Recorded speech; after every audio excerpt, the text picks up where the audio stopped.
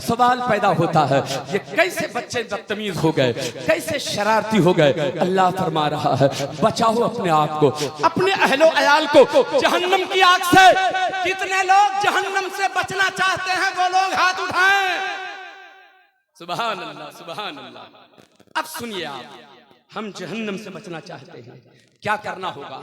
कुछ न कुछ तो तरीका अपनाना होगा, कोई रास्ता अख्तियार करना होगा।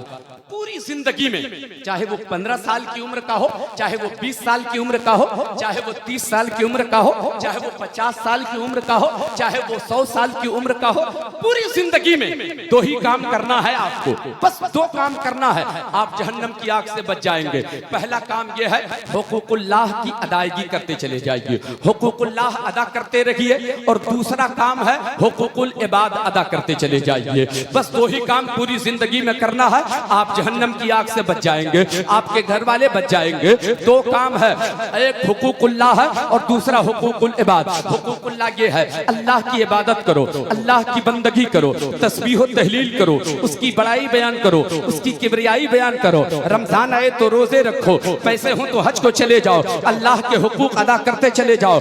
बंदों के हुकूक अदा करना है दूसरे नंबर में। जो बाप का हक है उसे दे दो, जो बेटे का हक है उसे दे दो, जो माँ का हक है उसे दे दो, जो बहन का हक है उसे दे दो, जो भाई का हक है उसे दे दो, जो उस्ताद का हक है उसे दे दो, जो शागिर्द का हक है उसे दे दो, जो पीर का हक है उसे दे दो, जो मुरीद का हक है उसे दे दो, जो गरीब का हक है उसे दे दो, जो लाचार का हक है उसे दे दो, जो मजबूर का हक है उसे दे दो, जो मेहमाने रसूल का हक है उसे दे दो। जिसके जो हकूक बनते हैं अदा करते चले जाइए। एक बेटा बाप का हक अदा कर दे, एक बाप बेटे का हक अदा कर दे, एक माँ बेटी का हक अदा कर दे, एक बेटी माँ का हक अदा कर दे, एक शौहर अपनी बीवी का हक अदा कर दे, एक बीवी अपने शौहर का हक अदा कर दे। मगर ईमानदारी के साथ बताइएगा, हर आदमी तो दावा करता है सबसे ज्यादा मोहब्बत किससे करते हो, तो दो ही आदमी का नाम आता है। एक तो ये कहता है सबसे ज्यादा मोहब्बत मैं अपनी औलाद से करता हूँ और अपनी बीवी से करता हूँ। हजरात सच्ची बात तो यही है, बीवी से भी आदमी बेपनाह मोहब्बत करता है, अपने बच्चों से भी बेपनाह मोहब्बत करता है। मगर यही वो फेल हो जाता है, यही दो जगह पे फेल हो जाता है।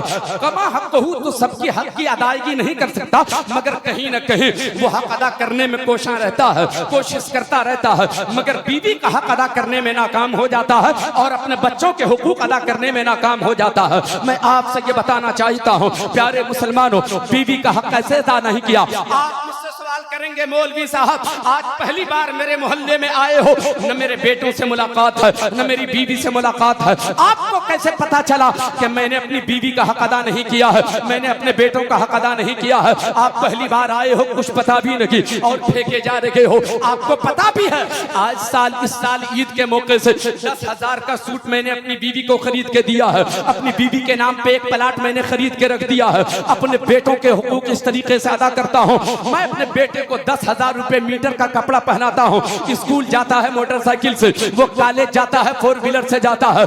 अब कैसे हक अदा किया जाएगा? मैं आपसे ये कहना चाहता हूँ आप गलत फहमी का शिकार हो गए हो। 10,000 की साड़ी खरीद के दे दिया, 10,000 का सूट खरीद के दे दिया, आपने 10,000 मीटर का कपड़ा अपने बच्चों को दे दिया और ये समझा के हक अदा हो गया। नहीं नहीं प्यारे मुसलमानों, आप अपने बच्चों का अगर हक अदा किया होता तो आपका बेटा नाफरमान नहीं होता, आपका बेटा बेअदब नहीं होता, आपका बेटा नाफरमान नहीं होता, आपका बेटा आप पे डंडे लेकर के खड़े नहीं होता। आप अपने बेटों का हक अदा नहीं कर रहे हो। बेटे का जिस दिन हक अदा कर दोगे आपका बेटा वफादार होगा, आपका बेटा वफादार होगा, आपका बेटा फरमा बरदार होगा, आपकी बीवी फरमा बरदार होगी। आप मुझसे सवाल करो कि आखिर कैसे हक अदा किया जाएगा? अगर इतने सब कुछ करने के बाद भी हक अदा नहीं हुआ तो कैसे? मैं अर्ज करना चाहूंगा बेटी आपकी बदतमीज बेअदब कैसे हो गई? आपका बेटा शराबी कैसे हो गया? एक आदमी नमाजी है, बेटा शराबी हो गया, बाप नमाजी है, बेटा जुआरी हो गया, बाप नमाजी है, बेटा बेअदब हो गया, बेटा बेअदब बदतमीज हो गया। कैसे? सुनो प्यारे मुसलमानों, अब बेटे का हक यह है कि बेटे को हलाल लुक़मा खिलाओ।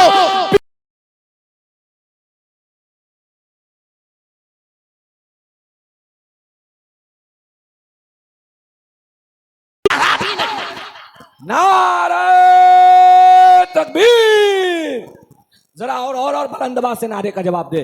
नारे तकबीर, नारे रिसालत, अज़मत मुस्तफा कॉन्फ्रेंस गौर से सुनिए मैं वाह, क्या कहना वाह, चाहता हूँ। हजरात जी लगा कर सुनिएगा। एक हाजी साहब मेरे मदरसे में तशरीफ लाए। मैं मदरसे में था, आए वो रोने लगे। हाजी साहब यहाँ बहुत सारे लोग हज करके तशरीफ लाए होंगे, आप बुरा ना मानिएगा, मैं आपकी बात नहीं कर रहा हूँ, मैं उस हाजी साहब की बात कर रहा हूँ जो मेरे मदरसे में तशरीफ लाए थे। उलमाए किराम थोड़ी सी दुआएं दे दें। हाजी साहब आए, रोने लगे, कलेजा पीटने लगे, फरियाद करने लगे, हाय मैं तो लुट गया, मैं तो बर्बाद हो गया, मैं तो तबाह हो गया, हजरत कुछ कीजिए, मौलाना साहब कुछ कीजिए। मैंने कहा हुआ क्या, बताइए तो सही। कहा आपको पता है ना, इसी साल में ताजा ताजा हज करके आया हूँ, 5 वक्त मस्जिद जाकर जमात के साथ नमाज अदा करता हूँ, अब तो मैं तहज्जुद भी पढ़ने लगा हूँ, इशराक और चाश्त भी पढ़ने लगा हूँ, पाबंदी के साथ मस्जिद जाकर जमात के साथ नमाज अदा करता हूँ, माशरे में बड़ी इज्जत है मेरी, लोग मेरे लिए पलकें बिछाते हैं, जिस रास्ते से गुजरता हूँ लोग सैल्यूट मारते हैं।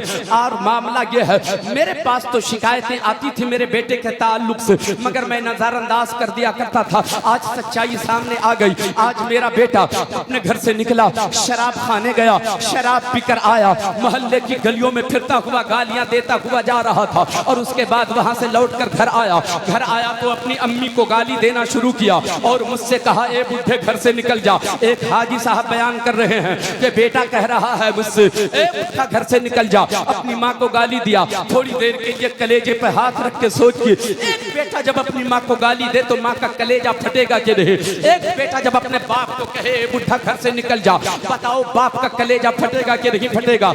मगर वो सुनते रहे। कहा अब क्या हुआ, अब तो बर्बाद हो गया, अब तो तबाह हो गया, कोई नुस्खा दीजिए, कोई तावीज दीजिए, कोई दुआ कर दीजिए, मेरा बेटा रास्ते पे आ जाए, मैं तो जलील हो गया, मैं तो समाज में रुस्वा हो गया, बेटा मेरा बदतमीज बेअदब हो गया, शराबी हो गया। मैंने कहा हाजी साहब एक बात सुनिए, ये कैसे हो गया? आप नमाजी बेटा शराबी कैसे, आप नमाजी बेटा जुआरी कैसे, आप नमाजी बेटा बेअदब कैसे, आप नमाजी बेटा बदतमीज कैसे? कहा मुझको कुछ पता नहीं है। अब जरा सा गौर से सुनिएगा। मैंने कहा हाजी साहब, मैं रसूल पाक सल्लल्लाहु तआला अलैहि वसल्लम की हदीस पाक का एक टुकड़े का मफहूम आपको सुनाता हूँ, आप पहले सुन लीजिए, उसके बाद फिर कोई नुस्खा दिया जाएगा। कहा जल्दी सुनाइए ताकि दिल को करार मिले।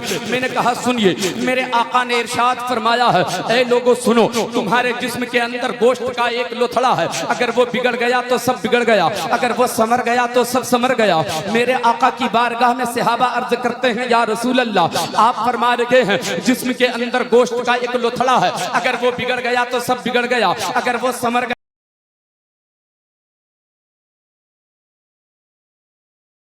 बिगड़ जाता है, और जिसके समरने से सब समर जाता है। मेरे आका ने जवाब इरशाद फरमाया है, वो दिल है, दिल के समरने से सब समर जाता है, दिल के बिगड़ने से सब बिगड़ जाता है। जब दिल बिगड़ता है तो जुबान बिगड़ती है, दिल बिगड़ता है तो आंखें बिगड़ती हैं, दिल बिगड़ता है तो समाअत बिगड़ती है, दिल बिगड़ता है तो हाथ बिगड़ता है, दिल बिगड़ता है तो कदम बिगड़ता है, दिल बिगड़ता है तो आदमी शराबी होता है, दिल बिगड़ता है तो जुआरी होता है, दिल बिगड़ता है तो मुकार होता है, दिल बिगड़ता है तो बेअदब होता है, दिल बिगड़ता है तो बदतमीज होता है। लेकिन जब दिल समर जाए आदमी नमाजी होता है, दिल समर जाए तो आदमी तहज्जुद गुजार होता है, दिल समर जाए तो तकवा शिआर होता है, दिल समरता है तब कोई सिद्दीक होता है, दिल समरता है तब कोई फारूक आजम होता है, दिल समरता है तब कोई उस्मान अली होता है, दिल समरता है तब कोई गौसे आजम होता है, दिल बिगड़ता है तब कोई यजीद बनता है, दिल बिगड़ता है तब कोई अबू जहल बनता है। दिल के समरने से सब समर जाता है, दिल के बिगड़ने से सब बिगड़ जाता है। या रसूल अल्लाह, आखिर कैसे दिल समरता है और कैसे दिल बिगड़ता है? मेरे आका इरशाद फरमाते हैं, जब आदमी हलाल खाता है तो दिल समर जाता है, हराम खाता है तो दिल बिगड़ जाता है, दिल बिगड़ जाता है। नारे तकबीर, नारे रिसालत, अज़मते मुस्तफा कॉन्फ्रेंस।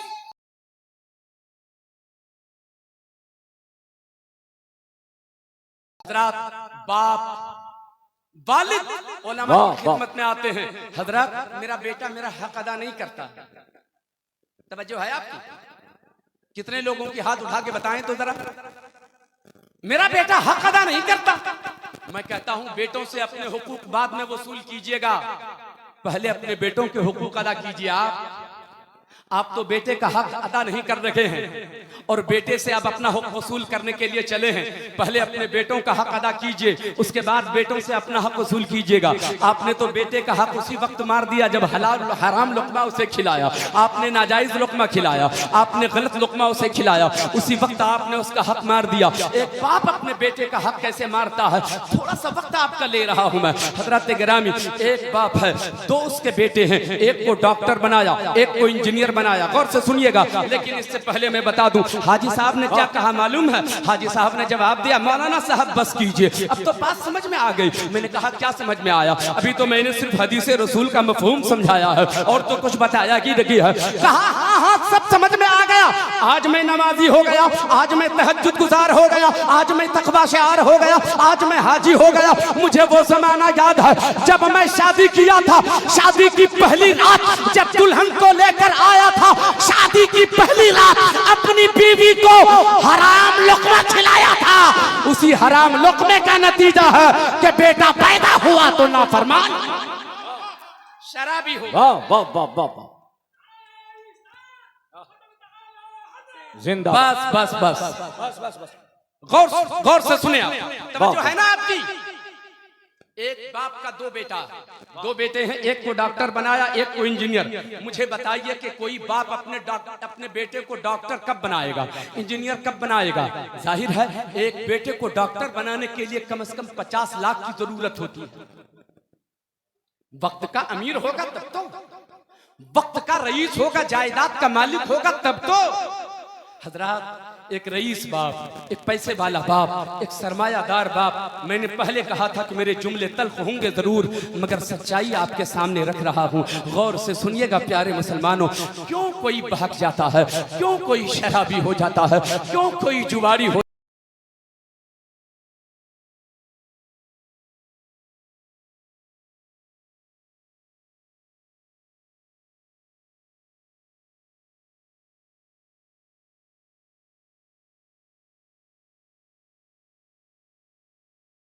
फारिग हो गया। वो उसकी भी मुलाजमत थी, वो भी अब रिटायर हो गया। बेटे भी पढ़ लिख के फारिग हो गए, डॉक्टर बन के आ गया, इंजीनियर बन के आ गया। अब उसको फिक्र हुई कि बेटे की शादी हो जानी चाहिए। अब एक इंजीनियर के लिए दुल्हन चाहिए, एक डॉक्टर के लिए दुल्हन चाहिए। बाप निकला है, एक रईस बाप है, दुल्हन की तलाश में निकला है। कैसी दुल्हन चाहिए? जिसके घर ज्यादा दौलत हो, जिसके घर ज्यादा सरमाया हो, जिसका बैंक बैलेंस बहुत जबरदस्त तरीके का हो, दरवाजे पर 2-3 मारुति कार लगी हुई हो।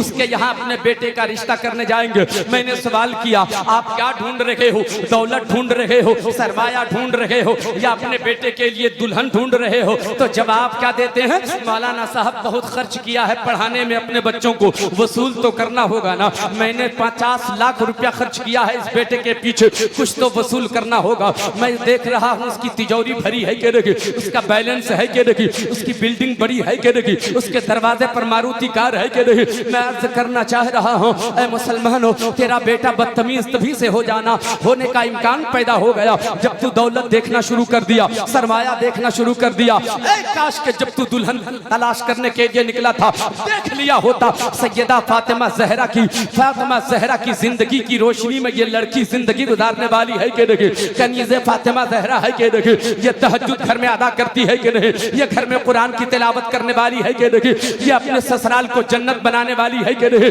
उसकी सीरत का जायजा ले लिया होता तो क्या ही अच्छा होता, मगर आपने उसकी दौलत देखा। फिर क्या हुआ? आपने डिमांड किया, मोटी रकम मांग के लाया, और फिर क्या हुआ? शादी हुई। शादी से फारिग हुए तो बाप ने थोड़े पैसे अपने बेटे को दिया, कहा बेटा जहां चाहा जैसे चाहा खर्च कर दिया, जो लाना हुआ तेरी शादी में लाया।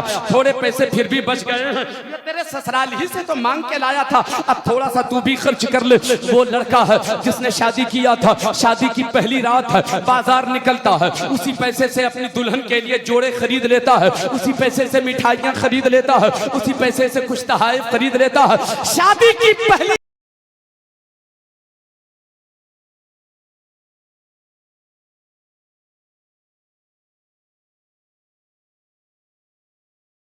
रुतबा करार पा गया तो बेटा जन्म लेगा 9 महीने के बाद, फिर बताओ कि वो क्या हाल होगा। इसलिए कि उसके हलक के नीचे हराम लुक़मा उतर चुका है। हराम लुक़मे का असर ये होता है, जब हराम लुक़मा उसके हलक के नीचे उतरता है तो पैदा होने वाले बेटे वो तमाम के तमाम शराबी नहीं होंगे तो क्या होंगे, वो जुगाड़ी नहीं होंगे तो क्या होंगे। हजरत गिरामी, बड़ा सोचो उस रईस के बाप के बारे में जो अपने वक्त का अमीर है, जो अपने वक्त का रईस है, जो अपने वक्त का जायदाद का मालिक है, लेकिन वो बेटी वाले के यहाँ भीख मांग रहा है, वो हाथ फैलाता चला जा रहा है। उलमाए किराम से पूछ लो, डिमांड करके जो पैसे लाए जाते हैं उन पैसों का इस्तेमाल करना कैसा है। जवाब देंगे उन पैसों का इस्तेमाल करना नाजायज और हराम है, गोया आप हराम पैसे का इस्तेमाल कर रहे हो। मेरे दोस्तों मैं कहना चाहूंगा, ए बेटी वाले के यहाँ भीख मांगने वालों रईस हो, तुमने क्या किया? तुमसे अच्छा तो वो भिखारी है जो गरीब नवाज के आस्थाने पर खड़े होकर कटोरा लेकर भीख मांगता है। वो भीख मांगे हुए पैसे उसके लिए तो जायज हो जाता है, मगर तू कैसा भिखारी है, भीख मांग रहा है मगर जायज नहीं है, भीख मांग रहा है मगर तेरे लिए हलाल नहीं है। आय हाय हाय।